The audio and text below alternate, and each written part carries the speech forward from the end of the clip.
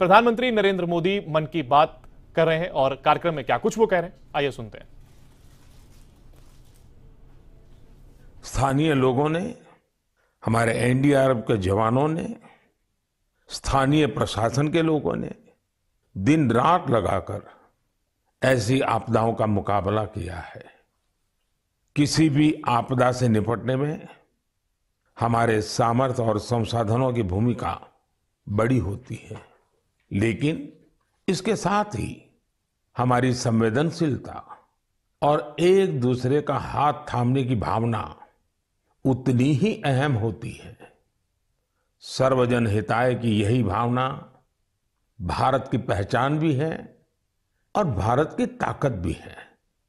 साथियों, बारिश का यही समय वृक्षारोपण और जल संरक्षण के लिए भी उतना ही जरूरी होता है। आजादी के अमृत महोत्सव के दौरान बने 60,000 से ज्यादा अमृत सरोवरों में भी रौनक बढ़ गई है। अभी 50,000 से ज्यादा अमृत सरोवरों को बनाने का काम चल भी रहा है। हमारे देशवासी पूरी जागरूकता और जिम्मेदारी के साथ जल संरक्षण के लिए नए नए प्रयास कर रहे हैं।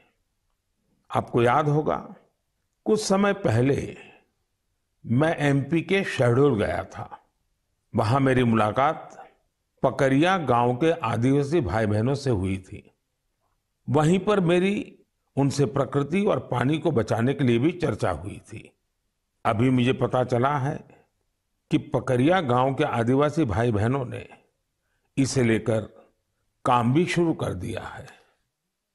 यहां प्रशासन की मदद से लोगों ने करीब 100 कुओं को वाटर रिचार्ज सिस्टम में बदल दिया है। बारिश का पानी अब इन कुओं में जाता है और कुओं से ये पानी जमीन के अंदर चला जाता है। इससे इलाके में भू जल स्तर भी धीरे धीरे सुधरेगा। अब सभी गांव वालों ने पूरे क्षेत्र के करीब करीब 800 कुएं को रिचार्ज के लिए उपयोग में लाने का लक्ष्य बनाया है। ऐसी ही एक उत्साहवर्धक खबर यूपी से आई है। कुछ दिन पहले उत्तर प्रदेश में एक दिन में 30 करोड़ पेड़ लगाने का रिकॉर्ड बनाया गया है। इस अभियान की शुरुआत राज्य सरकार ने की, उसे पूरा वहां के लोगों ने किया। ऐसे प्रयास जन भागीदारी के साथ साथ जन जागरण के भी बड़े उदाहरण हैं। मैं चाहूंगा कि हम सब भी पेड़ लगाने और पानी बचाने के इन प्रयासों का हिस्सा बने। मेरे प्यारे देशवासियों, इस समय सावन का पवित्र महीना चल रहा है। सदाशिव महादेव की साधना आराधना के साथ ही सावन हरियाली और खुशियों से जुड़ा होता है। इसलिए सावन का आध्यात्मिक के साथ ही सांस्कृतिक दृष्टिकोण से भी बहुत महत्व रहा है। सावन के झूले, सावन की मेहंदी, सावन के उत्सव, यानी सावन का मतलब ही आनंद और उल्लास होता है। साथियों, हमारी इस आस्था और इन परंपराओं का एक पक्ष और भी है। हमारे ये पर्व और परंपराएं हमें गतिशील बनाते हैं। सावन में शिव आराधना के लिए कितने ही भक्त कांवड़ यात्रा पर निकलते हैं। सावन की वजह से इन दिनों 12 ज्योतिर्लिंगों में भी खूब श्रद्धालु पहुंच रहे हैं। आपको ये जानकर भी अच्छा लगेगा कि बनारस पहुंचने वाले लोगों की संख्या भी रिकॉर्ड तोड़ रही है। अब काशी में हर साल 10 करोड़ से भी ज्यादा पर्यटक पहुंच रहे हैं। अयोध्या, मथुरा, उज्जैन जैसे तीर्थों पर आने वाले श्रद्धालुओं की संख्या भी तेजी से बढ़ रही है। इससे लाखों गरीबों को रोजगार मिल रहा है, उनका जीवन यापन हो रहा है। ये सब हमारे सांस्कृतिक जन जागरण का परिणाम है। इसके दर्शन के लिए अब तो पूरी दुनिया से लोग हमारे तीर्थों में आ रहे हैं। मुझे ऐसे ही 2 अमेरिकन दोस्तों के बारे में पता चला है जो कैलिफोर्निया से यहां अमरनाथ यात्रा करने आए थे। इन विदेशी मेहमानों ने अमरनाथ यात्रा से जुड़े स्वामी विवेकानंद के अनुभवों के बारे में कहीं सुना था। उससे उन्हें इतनी प्रेरणा मिली कि खुद भी अमरनाथ यात्रा करने आ गए। ये इसे भगवान भोलेनाथ का आशीर्वाद मानते हैं। यही भारत की खासियत है कि सबको अपनाता है, सबको कुछ न कुछ देता है। ऐसी ही एक फ्रेंच मूल की महिला है शार्लोट शोपा। बीते दिनों जब मैं फ्रांस गया था तो इनसे मेरी मुलाकात हुई थी। शार्लोट शोपा एक योगा प्रैक्टिशनर है, योगा टीचर है और उनकी उम्र 100 साल से भी ज्यादा है। वो सेंचुरी पार कर चुकी है। वो पिछले 40 साल से योग प्रैक्टिस कर रही हैं। वो अपने स्वास्थ्य और 100 साल की इस आयु का श्रेय योग को ही देती हैं। वो दुनिया में भारत के योग विज्ञान और इसकी ताकत का एक प्रमुख चेहरा बन गई है। इनसे हर किसी को सीखना चाहिए। हम न केवल अपनी विरासत को अंगीकार करें बल्कि उसे जिम्मेदारी के साथ विश्व के सामने प्रस्तुत भी करें। और मुझे खुशी है कि ऐसा ही एक प्रयास इन दिनों उज्जैन में चल रहा है। यहां देश भर के 18 चित्रकार पुराणों पर आधारित आकर्षक चित्रकथाएं बना रहे हैं। ये चित्र बूंदी शैली, नाथद्वारा शैली, पहाड़ी शैली और अपभ्रंश शैली जैसी कई विशिष्ट शैलियों में बनेंगे। इन्हें उज्जैन के त्रिवेणी संग्रहालय में प्रदर्शित किया जाएगा। यानी कुछ समय बाद जब आप उज्जैन जाएंगे तो महाकाल महालोक के साथ साथ एक और दिव्य स्थान के आप दर्शन कर सकेंगे। साथियों, उज्जैन में बन रही इन पेंटिंग्स की बात करते हुए मुझे एक और अनोखी पेंटिंग की याद आ गई है। ये पेंटिंग राजकोट के एक आर्टिस्ट प्रभात सिंह मोडभाई बरहाट जी ने बनाई थी। ये पेंटिंग छत्रपति वीर शिवाजी महाराज के जीवन के एक प्रसंग पर आधारित थी। आर्टिस्ट प्रभात भाई ने दर्शाया था कि छत्रपति शिवाजी महाराज राज्याभिषेक के बाद अपनी कुलदेवी तुलजा माता के दर्शन करने जा रहे थे तो उस समय क्या माहौल था। अपनी परंपराओं, अपनी धरोहरों को जीवंत रखने के लिए हमें उन्हें सहेजना होता है, उन्हें जीना होता है, उन्हें अगली पीढ़ी को सिखाना होता है। मुझे खुशी है कि आज इस दिशा में अनेकों प्रयास हो रहे हैं। मेरे प्यारे देशवासियों, कई बार जब हम इकोलॉजी, फ्लोरा, फोना, बायोडायवर्सिटी जैसे शब्द सुनते हैं तो कुछ लोगों को लगता है कि ये तो स्पेशलाइज्ड सब्जेक्ट है, इनसे जुड़े एक्सपर्ट के विषय हैं। लेकिन ऐसा नहीं है। अगर हम वाकई प्रकृति प्रेम करते हैं तो हम अपने छोटे छोटे प्रयासों से भी बहुत कुछ कर सकते हैं। तमिलनाडु में वाड़ावल्ली के एक साथी हैं सुरेश राघवन जी। राघवन जी को पेंटिंग का शौक है। आप जानते हैं, पेंटिंग कला और कैनवास से जुड़ा काम है। लेकिन राघवन जी ने तय किया कि वो अपनी पेंटिंग्स के जरिए पेड़, पौधों और जीव जंतुओं की जानकारी को संरक्षित करेंगे। वो अलग अलग फ्लोरा और फोना की पेंटिंग्स बनाकर उनसे जुड़ी जानकारी का डॉक्यूमेंटेशन करते हैं। वो अब तक दर्जनों ऐसी चिड़ियाओं की पशुओं की, ऑर्चिड्स की पेंटिंग्स बना चुके हैं जो विलुप्त होने की कगार पर है। कला के जरिए प्रकृति की सेवा करने का ये उदाहरण वाकई अद्भुत है। मेरे प्यारे देशवासियों, आज मैं आपको एक और दिलचस्प बात भी बताना चाहता हूं। कुछ दिन पहले सोशल मीडिया पर एक अद्भुत क्रेज दिखा। अमेरिका ने हमें 100 से ज्यादा दुर्लभ और प्राचीन कलाकृतियां वापस लौटाई है। इस खबर के सामने आने के बाद सोशल मीडिया पर इन कलाकृतियों को लेकर खूब चर्चा हुई। युवाओं में अपनी विरासत के प्रति गर्व का भाव दिखा।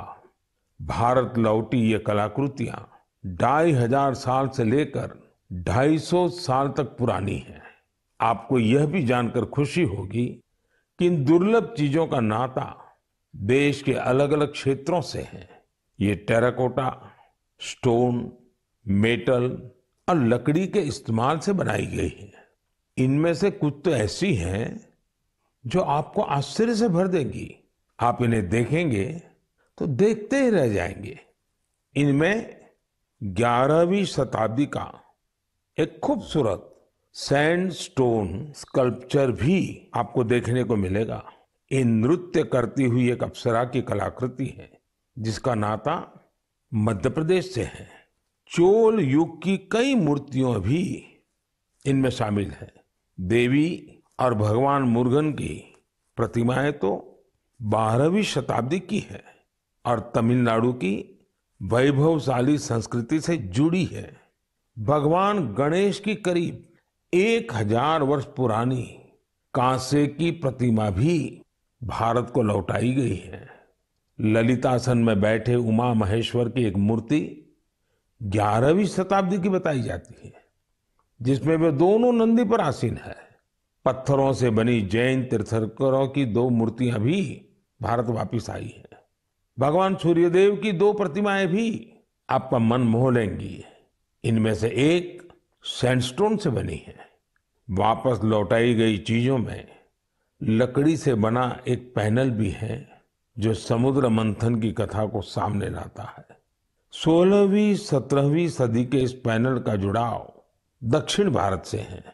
साथियों, यहां मैंने तो बहुत कभी नाम लिए हैं, जबकि देखें तो ये लिस्ट बहुत लंबी है। मैं अमेरिकी सरकार का आभार करना चाहूंगा जिन्होंने हमारी इस बहुमूल्य विरासत को लौटाया है।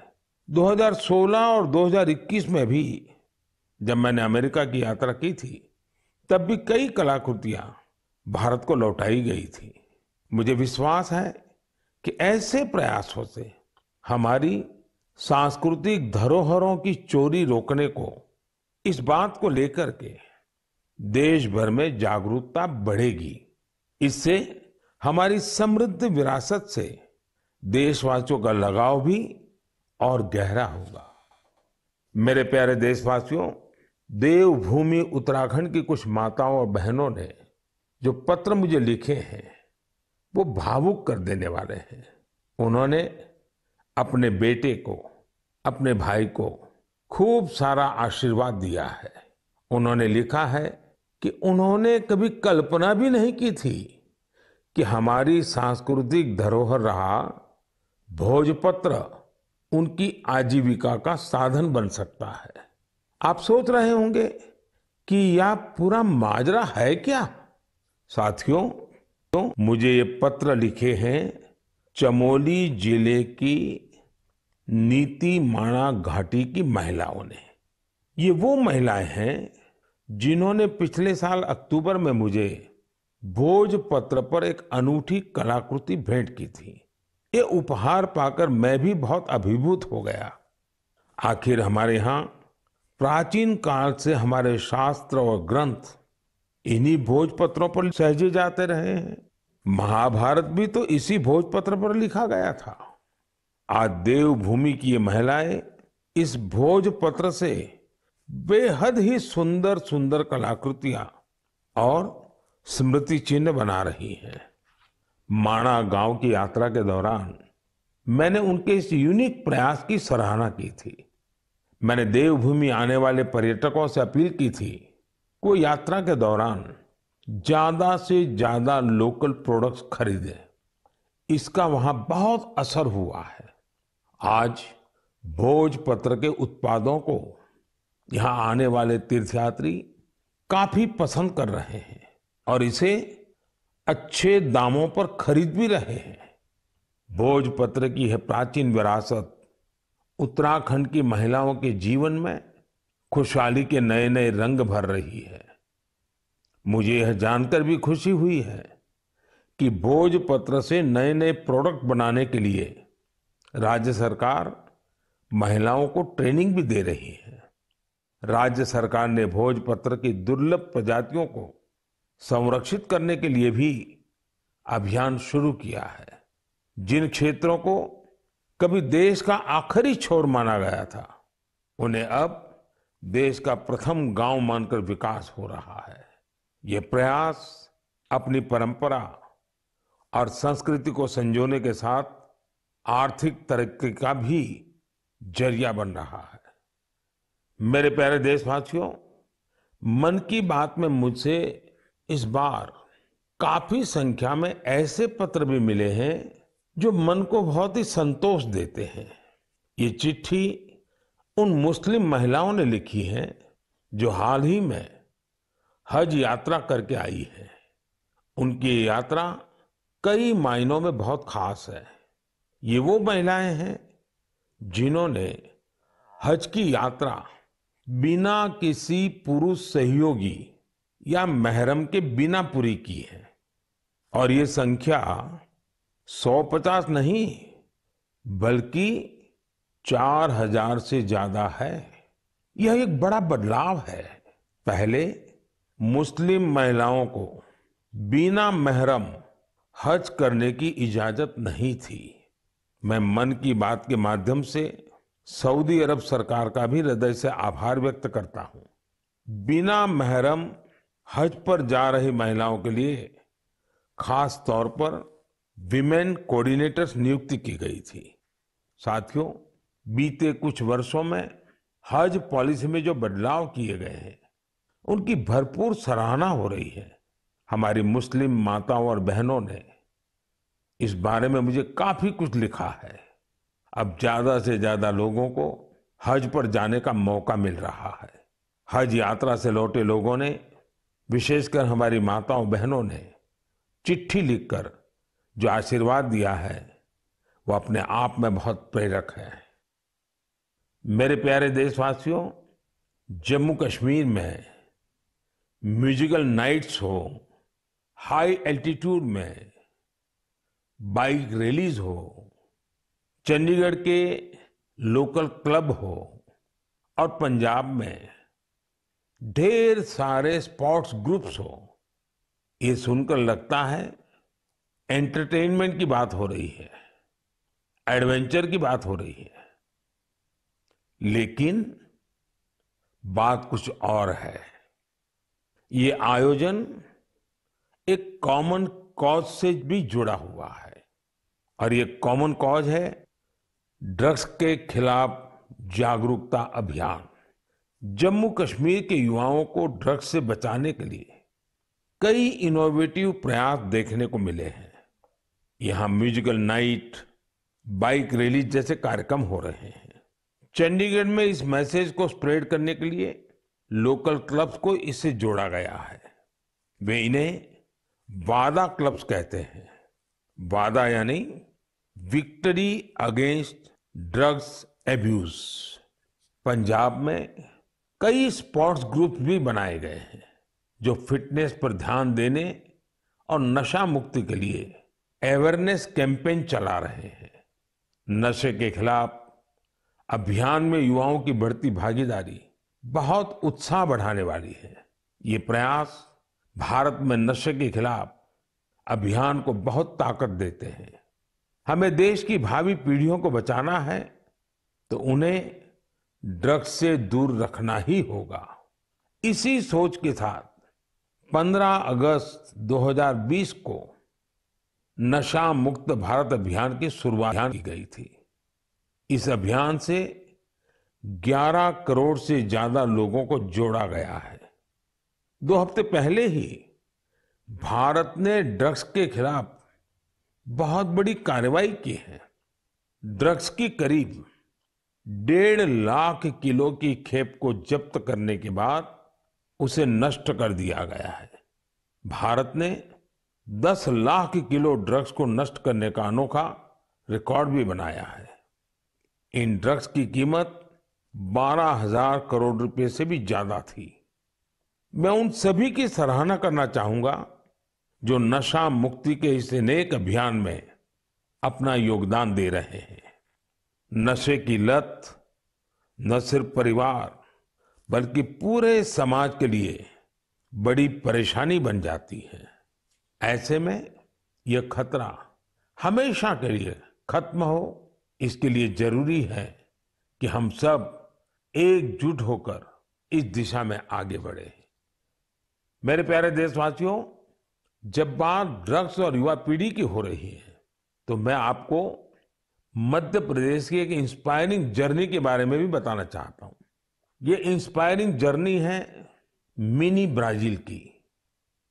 आप सोच रहे होंगे कि मध्य प्रदेश में मिनी ब्राजील कहां से आ गया। यही तो ट्विस्ट है। एमपी के शहडोल में एक गांव है विचारपुर। विचारपुर को मिनी ब्राजील कहा जाता है। मिनी ब्राजील इसलिए क्योंकि ये गांव आज फुटबॉल के उभरते सितारों का गढ़ बन गया है। जब कुछ हफ्ते पहले मैं शहडोल गया था तो मेरी मुलाकात वहां ऐसे बहुत सारे फुटबॉल खिलाड़ियों से हुई थी। मुझे लगा कि इस बारे में हमारे देशवासियों को और खासकर युवा साथियों को जरूर जानना चाहिए। साथियों, विचारपुर गांव के मिनी ब्राजील बनने की यात्रा 2-2.5 दशक पहले शुरू हुई थी। उस दौरान विचारपुर गांव अवैध शराब के लिए बदनाम था, नशे की गिरफ्त में था। इस माहौल का सबसे बड़ा नुकसान यहाँ के युवाओं को हो रहा था। एक पूर्व नेशनल प्लेयर और कोच रईस अहमद ने इन युवाओं की प्रतिभा को पहचाना। रईस जी के पास संसाधन ज्यादा नहीं थे, लेकिन उन्होंने पूरी लगन से युवाओं को फुटबॉल सिखाना शुरू किया। कुछ साल के भीतर ही यहाँ फुटबॉल इतनी पॉपुलर हो गई कि विचारपुर गांव की पहचान ही फुटबॉल से होने लगी। अब यहाँ फुटबॉल क्रांति नाम से एक प्रोग्राम भी चल रहा है। इस प्रोग्राम के तहत युवाओं को इस खेल से जोड़ा जाता है और उन्हें ट्रेनिंग दी जाती है। ये प्रोग्राम इतना सफल हुआ है कि विचारपुर से नेशनल और स्टेट लेवल के 40 से ज्यादा खिलाड़ी निकले हैं। ये फुटबॉल क्रांति अब धीरे धीरे पूरे क्षेत्र में फैल रही है। शहडोल और उसके आसपास के काफी बड़े इलाके में 1200 से ज्यादा फुटबॉल क्लब बन चुके हैं। यहां से बड़ी संख्या में ऐसे खिलाड़ी निकल रहे हैं जो नेशनल लेवल पर खेल रहे हैं। फुटबॉल के कई बड़े पूर्व खिलाड़ी और कोच आज यहां युवाओं को ट्रेनिंग दे रहे हैं। आप सोचिए, एक आदिवासी इलाका जो अवैध शराब के लिए जाना जाता था, नशे के लिए बदनाम था, वो अब देश की फुटबॉल नर्सरी बन गया है। इसलिए तो कहते हैं, जहां चाह वहां राह। हमारे देश में प्रतिभाओं की कमी नहीं है। जरूरत है तो उन्हें तलाशने की और तराशने की। इसके बाद यही युवा देश का नाम रोशन भी करते हैं और देश के विकास को दिशा भी देते हैं। मेरे प्यारे देशवासियों, आजादी के 75 साल पूरे होने के अवसर पर हम सभी पूरे उत्साह से अमृत महोत्सव मना रहे हैं। अमृत महोत्सव के दौरान देश में करीब करीब 2 लाख कार्यक्रमों का आयोजन किया गया है। ये कार्यक्रम एक से बढ़कर एक रंगों से सजे थे, विविधता से भरे थे। इन आयोजनों की एक खूबसूरती ये भी रही इनमें रिकॉर्ड संख्या में युवाओं ने हिस्सा लिया। इस दौरान हमारे युवाओं को देश की महान विभूतियों के बारे में बहुत कुछ जानने को मिला। पहले कुछ महीनों की बात करें तो जन भागीदारी से जुड़े कई दिलचस्प कार्यक्रम देखने को मिले। ऐसा ही एक कार्यक्रम था दिव्यांग लेखकों के लिए राइटर मीट का आयोजन। इसमें रिकॉर्ड संख्या में लोगों की सहभागिता देखी गई। वहीं आंध्र प्रदेश के तिरुपति में राष्ट्रीय संस्कृत सम्मेलन का आयोजन हुआ। हम सभी जानते हैं कि हमारे इतिहास में किलों का, फोर्ट्स का कितना महत्व रहा है।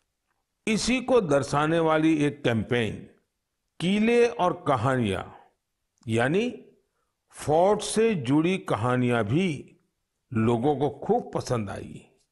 साथियों, आज जब देश में चारों तरफ अमृत महोत्सव की गूंज है, 15 अगस्त पास ही है, तो देश में एक और बड़े अभियान की शुरुआत होने जा रही है। शहीद वीर वीरांगनाओं को सम्मान देने के लिए मेरी माटी मेरा देश अभियान शुरू होगा। इसके तहत देश भर में हमारे अमर बलिदानियों की स्मृति में अनेक कार्यक्रम आयोजित होंगे।